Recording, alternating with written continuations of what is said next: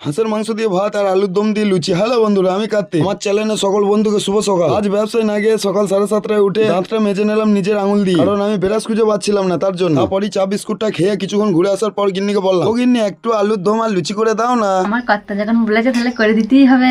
বন্ধুরা দেখলে তো, এবার লুচি আর আলুর দম হবে। বন্ধুরা এইদিকে আলুর দম আর লুচি হোক, আমি ততক্ষণ আমার লেলাটা ঝালিয়ে নিয়ে লেলাটা ঝালানোর পরে কুদালটা ধুয়ে নিলাম। বাবা কাকারা বলে নাকি যে না, কুদাল ধুলে গায়ে হাতে লাগে। তারপরে দেখলাম আলুর দম আর লুচি রেডি।